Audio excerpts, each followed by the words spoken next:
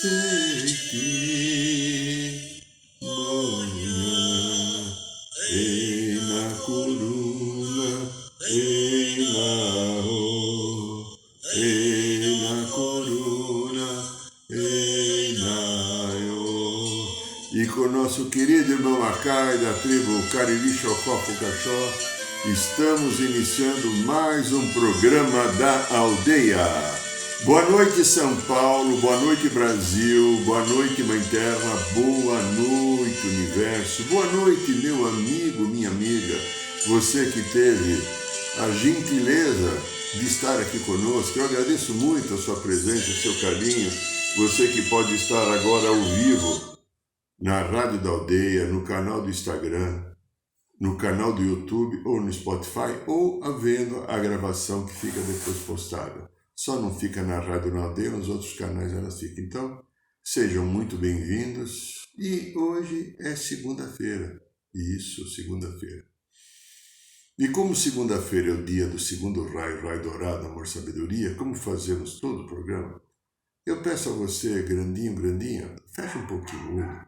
Isso, só um pouquinho, rapidinho. Você pode abrir.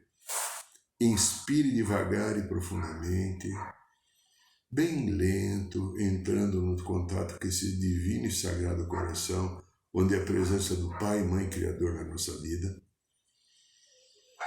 Vá sentindo paz, paz. E vamos nos conectando através do coração com a energia sagrada do segundo raio, o raio dourado do amor, sabedoria, o raio que coordena, que comanda toda segunda-feira.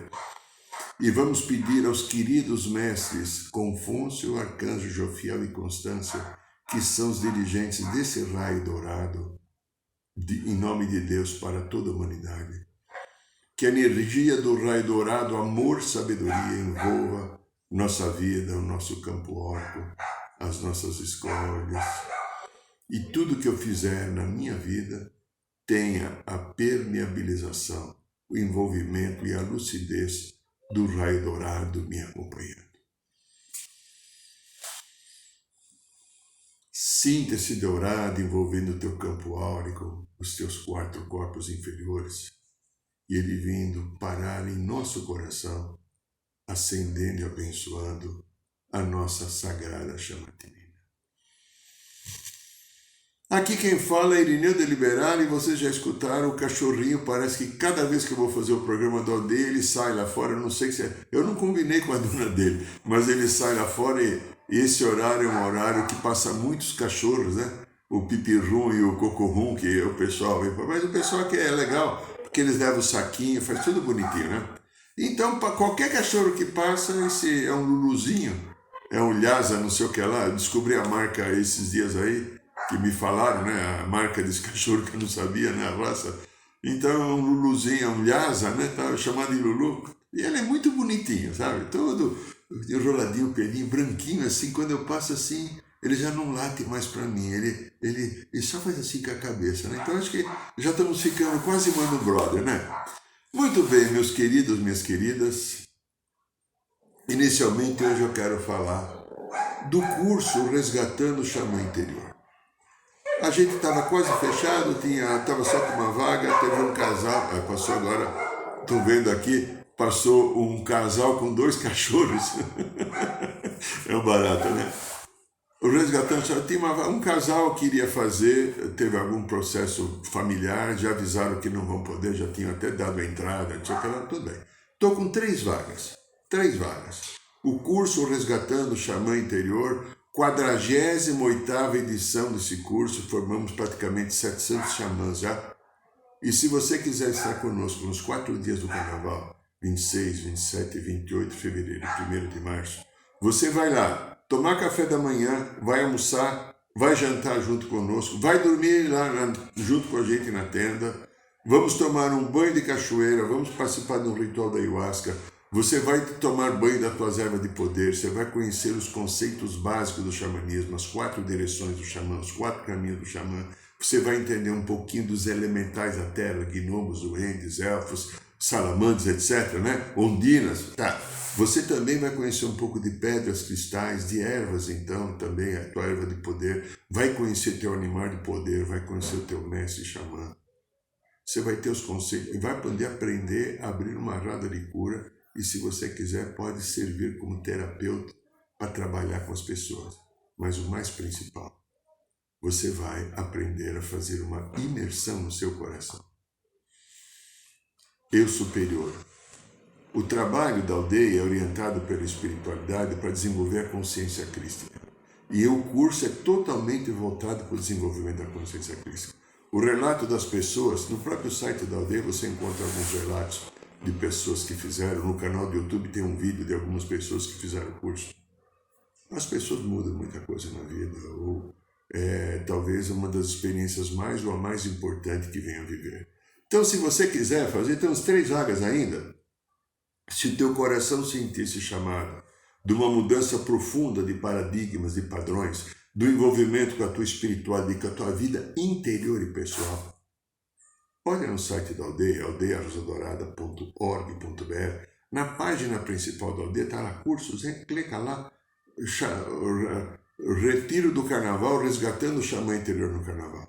E passa um e-mail que, com muito prazer, a gente vai te acolher, vai te encaminhar e vai te orientar como é que você pode participar. Do livro eu falo depois. Muito bem.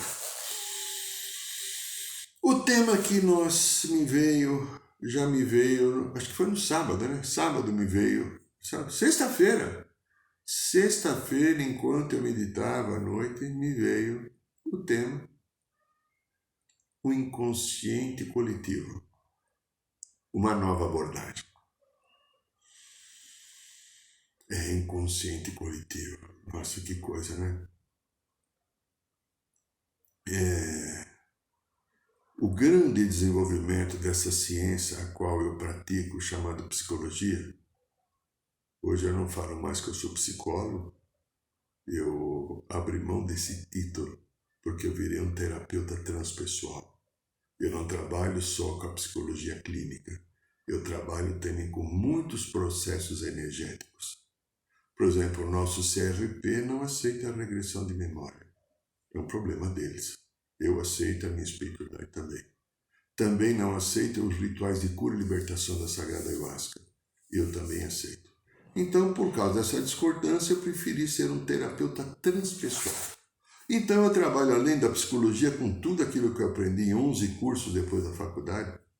Trabalho também radiestesia, radiônica, xamanismo, reiki. São os instrumentos que eu uso, além daquilo que eu aprendi com os queridos e sagrados mestres da psicologia, né? Dr. Freud, Dr. Jung e Dr. Moreno, principalmente do psicodrama, que foram as 3 bases daquilo que foi a minha formação. Mas a história começou, acho que talvez o ano exato, 1882. Dr. Sigmund Freud, um jovem médico, que se formou e foi trabalhar como médico sanitarista, porque naquele tempo as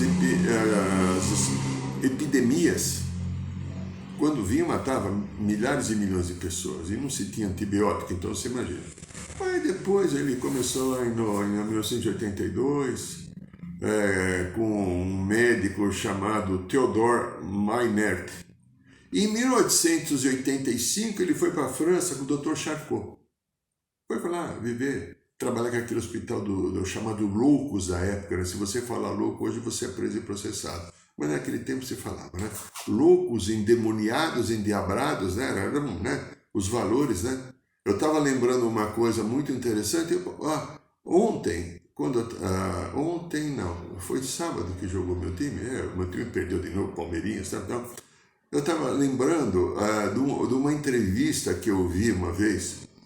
O jogador Zito do Santos, que foi campeão mundial da seleção de garotinho, 58, 62, era capitão do Santos, uma pessoa assim que até o Pelé respeitava.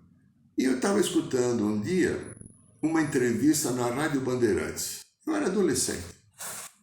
E aquele dia ia jogar o Corinthians e Palmeiras. Eu gosto muito de futebol, todo mundo sabe, quem me conhece, pessoal, eu gosto. Eu não sou fanático aqui igual o J. Martins, porque o J. Martins flamenguista é uma doença, mas tudo bem, eu não chego a ser tão doente, mas eu gosto. E eu escutei uma entrevista e o repórter perguntou: e aí, Zito, como está o Pelé? Porque assim, o dia que o Pelé acordava cantando, coitado dos adversários. Se ele ficava mudo, quieto, o Santos não ia jogar bem.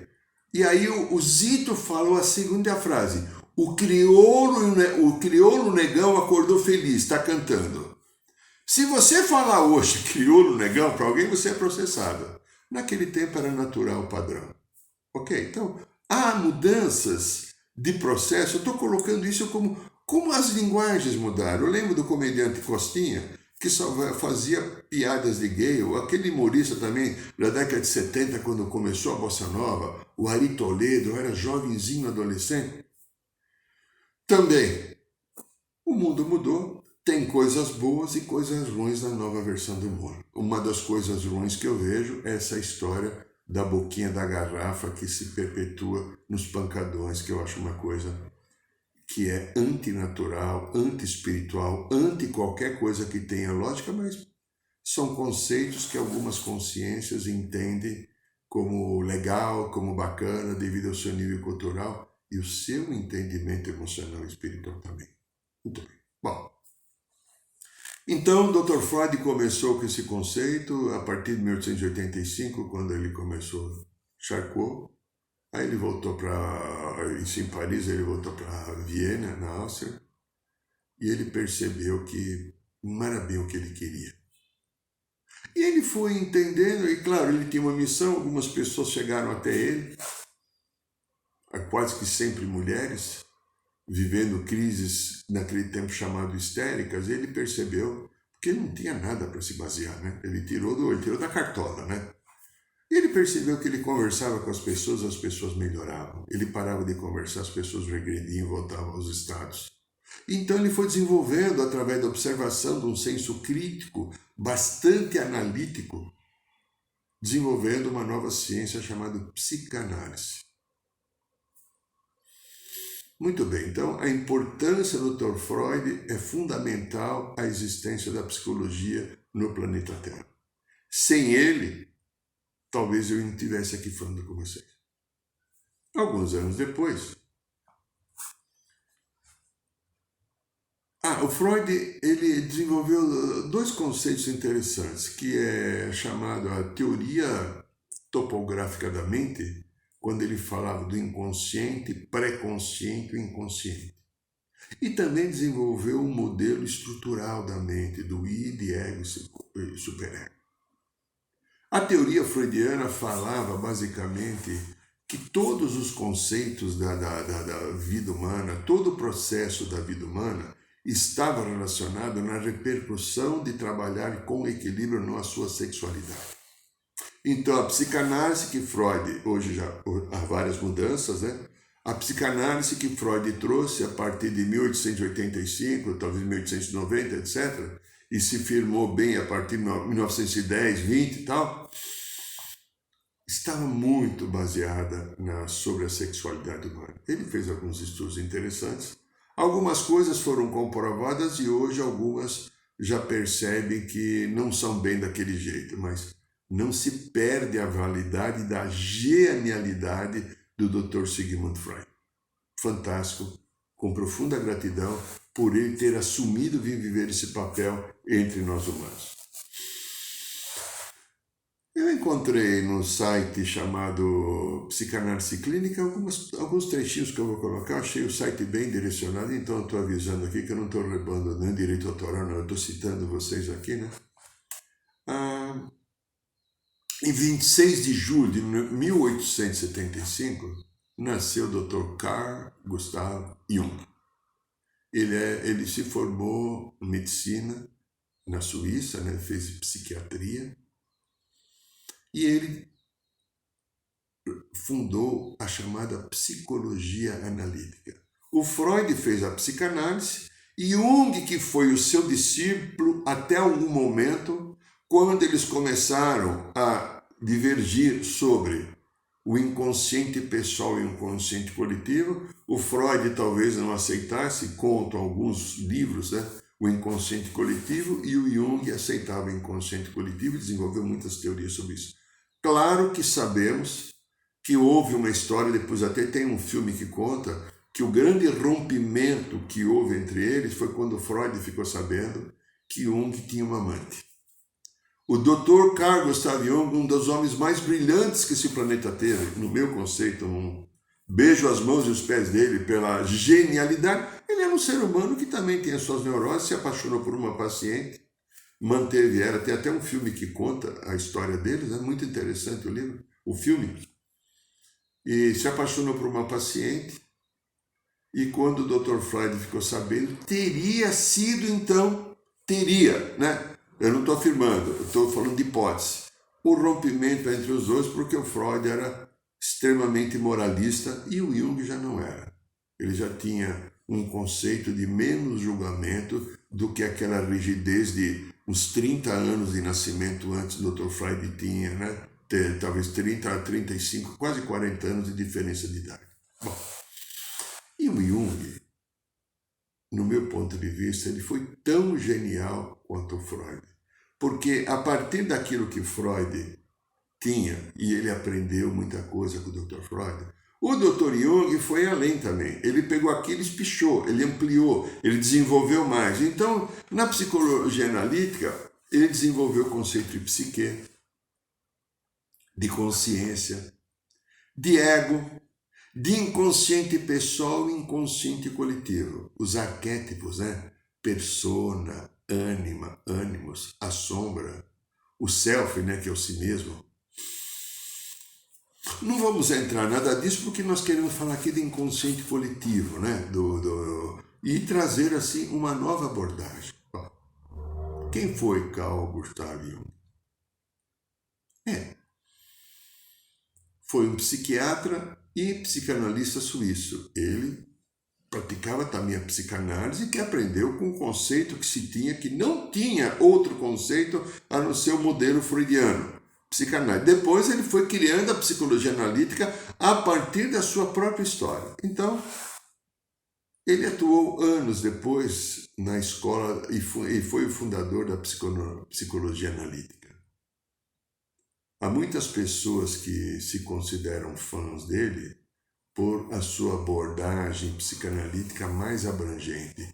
O Freud estava muito ligado à sexualidade. O Jung abria, dizia que não era só a sexualidade. O Freud tem razão.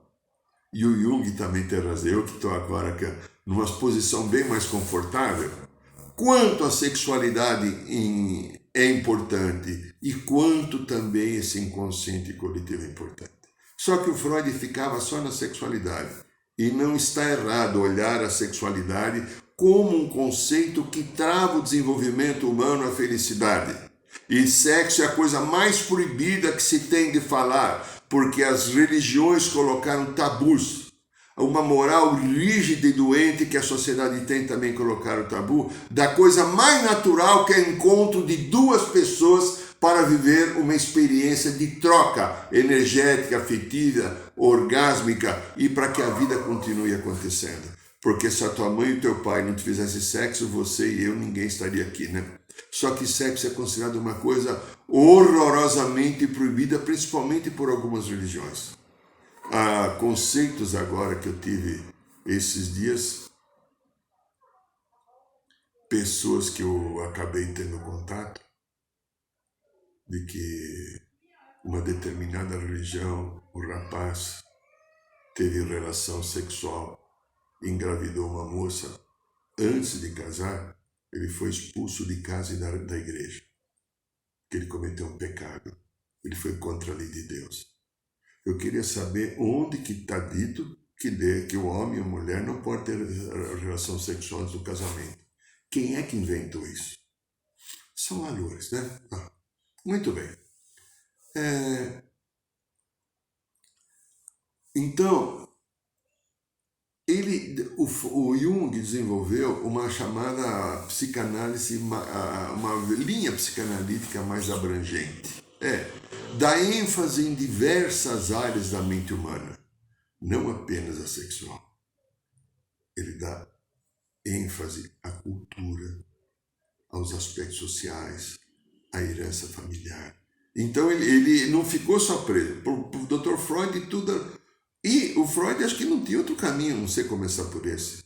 Né? Até pela rigidez da sexualidade e daquele modelo vitoriano que se tinha naquele momento. Lembra que o modelo vitoriano é característico com uma gola fechada, aqui uma mulher que não pode mostrar nem o pescoço, né? Bom, ele, Jung, analisava muito as energias criativas das pessoas, e relacionava muito com símbolos. Os sonhos foi larga. O Freud falou muito de sonho, mas Jung falou. Jung tem até livro que ele escreveu especificamente sobre o sonho. O sonho foi um material muito importante no trabalho das técnicas de tratamento através das interpretações de sonho. E o Jung fazia uma distinção entre o inconsciente pessoal, que é representado pelos sentimentos e ideias reprimidas desenvolvidos durante a vida do indivíduo. Então, o inconsciente pessoal são ideias reprimidas desenvolvidas durante a minha vida. Então, não faz isso não pode, isso é proibido, não faz, você é mal criado, fecha a perna, menina, né? Então, conceitos dessa vida. Então, ele chamava de inconsciente pessoal. E ele foi, então, o Freud acertava o inconsciente pessoal. Aí ele foi além, e aí começa uma história, porque ele, a partir disso, abriu a porta para a psicologia transpessoal. O caminho da espiritualidade na psicologia começou com o Dr. Jung, quando ele formulou a teoria do inconsciente coletivo.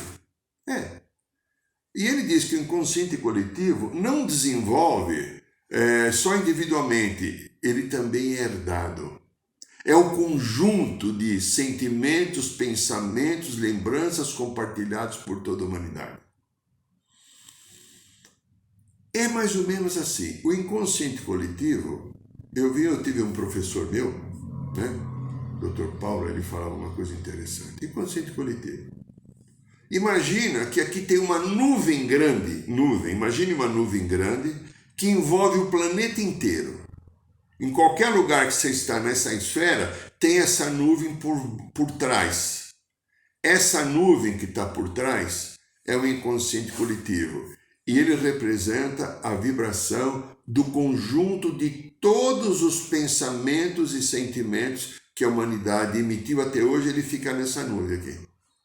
Isso seria o inconsciente coletivo. Então, o Jung definiu o inconsciente coletivo como uma parte chamada abissal, né? Abissal da nossa mente, a parte abissal é mais profunda, é como se fosse um abismo, né? É aquela parte lá do bem inconsciente mesmo, que a gente não consegue às vezes entender, ter acesso, né? Essa região, segundo Jung, seria construída por informações e impressões herdadas pela família e indivíduos de fora de mim, de fora da minha psique, sendo um campo para guardar ideias pré-concebidas.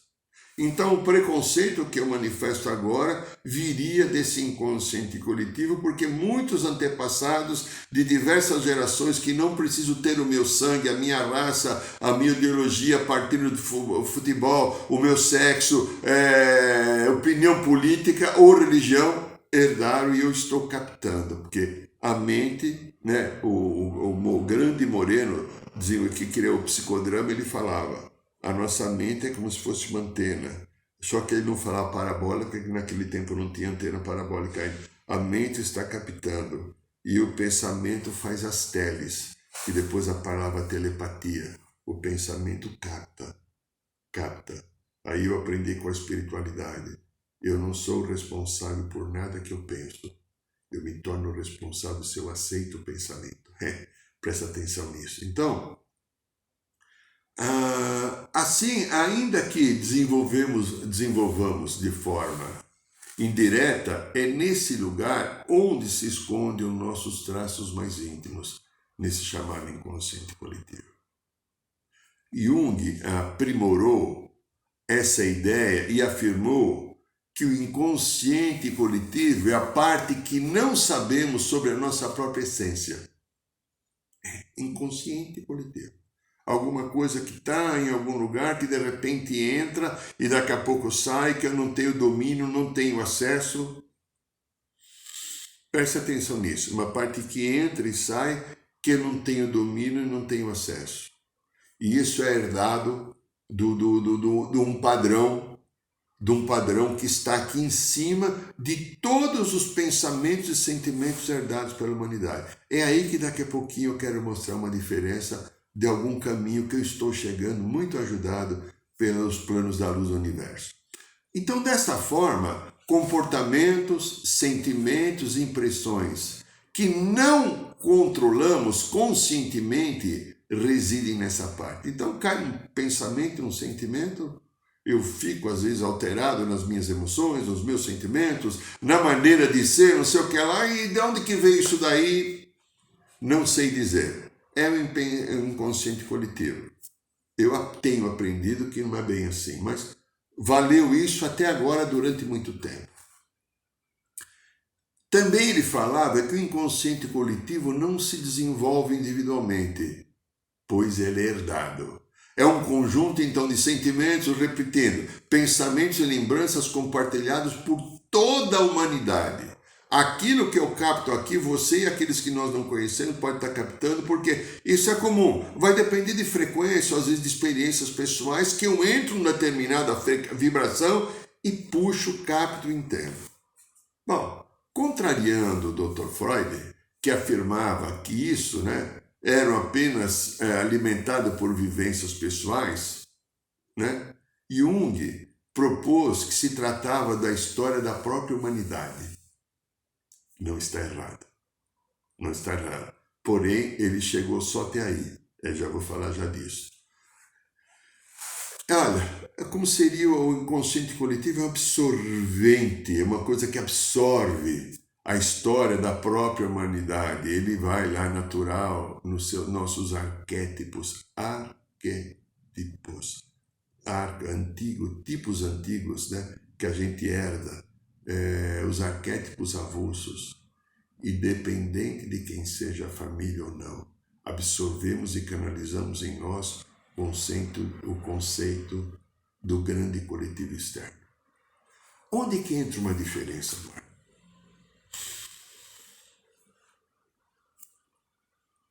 Eu trabalho na psicologia já os últimos 32 anos, como eu já contei em alguns vídeos aqui da aldeia, do canal que está no canal do YouTube principalmente.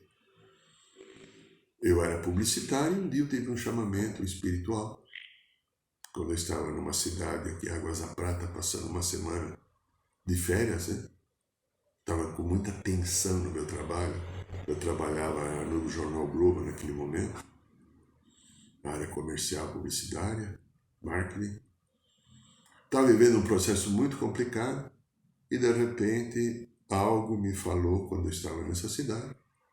Foi um sábado, dia 11 de setembro, data fatídica, depois de alguns anos, quando eu recebi uma mensagem durante 25 minutos que eu tenho que estudar psicologia, porque a espiritualidade teria alguma coisa de trabalho a realizar comigo. Se eu não estudasse, eu não iria compreender.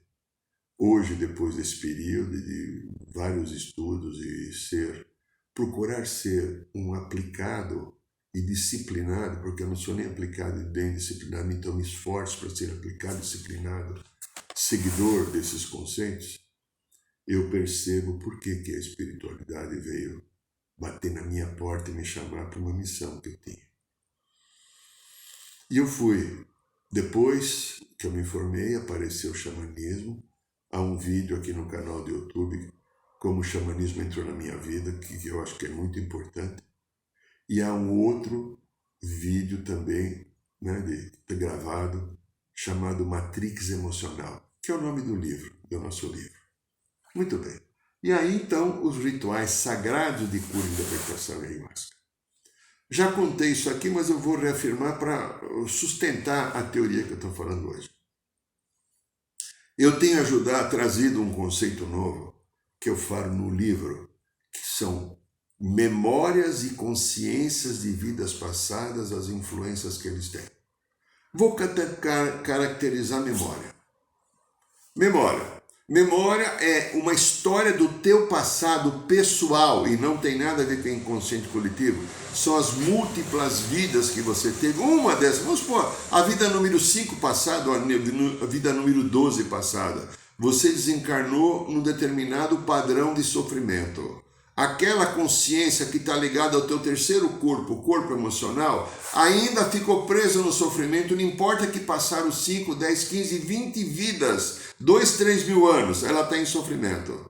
Ela volta até você, entra em contato com você e faz você sentir as sensações daquela vida passada. Quantas pessoas repetem agora a vida passada porque não conseguem estar no seu centro, no seu amor, e só repete o padrão. Trago como experiência o dia que eu, aqui perto, dando trabalho, na Avenida Anísio Vasconcelos, era uma terça-feira, eu atendi o paciente das 9 às 10, o paciente das 10 avisou que não vinha, eu tinha paciente às 11, eu vou correr na papelaria para buscar um cartucho da impressora, porque eu tinha que imprimir os negócios na hora do almoço. Eu estava andando ali perto do Bradesco, tem um cartório aqui perto da igreja Santa Margarida Maria, e de repente me deu uma tontura, o coração saindo pela boca, eu me encostei na parede e fiquei uns 5 minutos. Eu estava verdadeiramente morrendo do coração. Eu não sabia o que era um infarto, nada. E eu lembrei que quando eu estudei medicina chinesa, quando você tem alguma coisa, desequilibra o coração, o Dr. Dr. Vu, que era o professor, ele fala, aperta o pontinho do coração aqui com muita força, assim, no dedinho, aperta. Eu fui apertando, algumas pessoas iam falar comigo, que o senhor está precisando de alguma coisa. Eu falei, não, deixa, eu estou melhorando.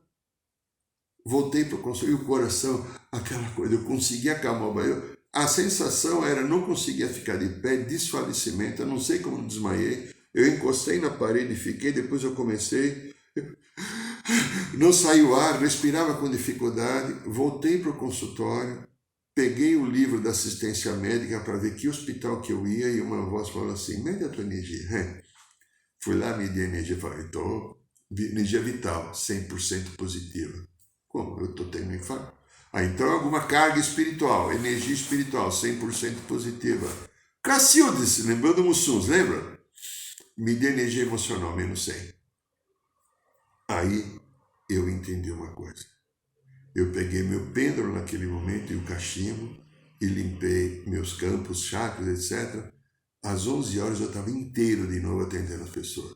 Semana seguinte foi no Dr. Hélio, que é médico que me orienta. Fiz todo de ergométrico, com todos os exames possíveis, até exame de carótide eu fiz. Não apareceu nada, a não ser uma arritmia que eu tenho, né? Um pequeno sopro que eu tenho, que eu descobri com 40 anos, que continua igual. E aí eu comecei a trabalhar essa consciência, ela apareceu várias vezes no ritual da ayahuasca. Então essa eu chamo de memória. Memória é quando ela traz uma sensação de doença e sofrimento, que eu trago do meu passado. O Dr. Jung não conseguiu atingir isso naquele momento, não era o momento. O Dr. Freud muito menos, nem o Moreno do psicodrama. Outra história. Estava um dia no consultório, conto tudo isso com mais de 30 exemplos no livro, para você ter uma noção de aprender como você pode lidar melhor com essas tuas histórias pessoais. Estava no consultório, estava com um horário vago e de repente tinha feito um atendimento muito legal, o paciente ia embora. Eu senti aqui desse lado um peso muito grande. Eu falei, nossa, que coisa triste essa energia. Será que esse paciente estava com algum encosto, um espírito obsessor, alguma coisa? Eu sentia. Aí eu peguei o pêndulo e fui medir, não tinha nada. Espiritualmente estava 100%. Aí eu comecei a sentir. Falei, nossa, isso acho que é uma história de uma vida minha. Eu senti uma sensação de profunda tristeza e depressão. Só que eu não estava triste, mas eu sentia. E aí eu peguei os instrumentos que eu tinha, meu cachimbo, Pedro, eu comecei.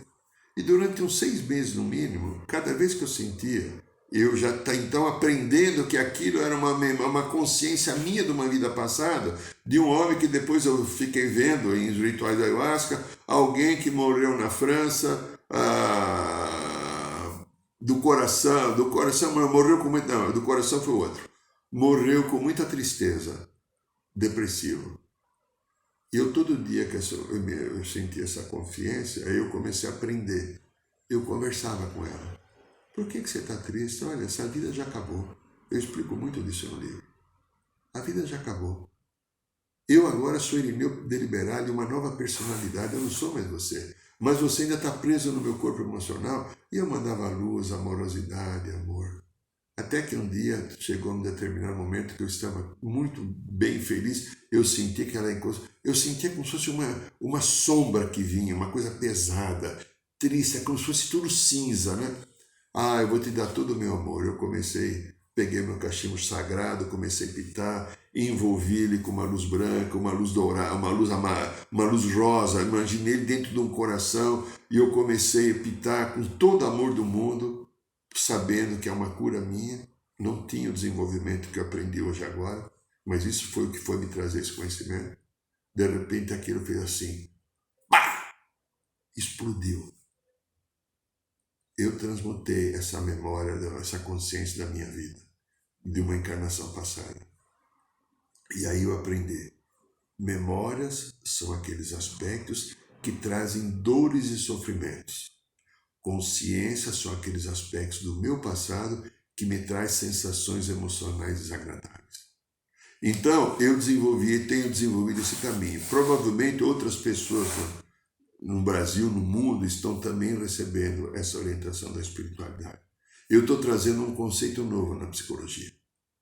Mesmo não me considerando mais um psicólogo clínico, porque eu sou um psicoterapeuta transpessoal, eu estou trazendo um conceito novo de memórias e consciências de vidas passadas, que é o tema desse livro, quanto elas influenciam o meu momento. Elas entram na minha psique porque elas estão ligadas ao terceiro corpo, o corpo emocional. Elas entram e modificam o meu humor. Quantas pessoas que eu tenho visto com problemas de saúde, dor no ombro, dor no joelho, dor nas costas, asma brônquica, quando você vai aferir pela mesa radiônica, que eu trabalho muito, o que está acontecendo? A memória de 2, 3, 5, 10, 15 está encostada. Você afasta essa memória, a saúde da pessoa equilibra. Quantas pessoas com raiva, tristeza, depressão, ansiedade, preocupação, mágoa, você começa a trabalhar as memórias, as consciências do passado que estão nessa frequência, você começa a afastar, essas pessoas voltam ao equilíbrio. Então, estou falando isso para fechar. O inconsciente coletivo está ganhando agora um novo modelo a partir daquilo que o Dr. Freud e o Dr. Jung começaram, que eu reverencio e abençoo, mas eu estou trazendo um conceito novo que eu aprendi por qualquer motivo que eu não sei explicar aqui para você, que me veio intuitivamente e com muita ajuda espiritual, eu estou trazendo um novo modelo que eu falo muito no livro Matrix Emocional. Explico como essas memórias inconscientes e consciências do passado interferem no nosso dia a dia e como elas trazem problemas para nós. Mal-estar, dor e sofrimento, tristeza, depressão, etc. Se você estiver interessado, aqui está no link. Por enquanto ainda estou vendo uma editora para imprimi-lo em livro impresso mesmo. Por enquanto só está em e-book. E-book você recebe no teu tablet, no seu celular ou no seu iPad. Só comprar na Amazon você recebe no mesmo dia. Então, é isso que eu queria passar como hoje e voltaremos mais um pouco no futuro a esse tema. Agradeço e abençoo você aqui no programa da Aldeia e espero que a tua semana seja de paz e de luz. Boa noite, São Paulo, boa noite, Brasil, boa noite, Mãe Terra, boa noite, Universo.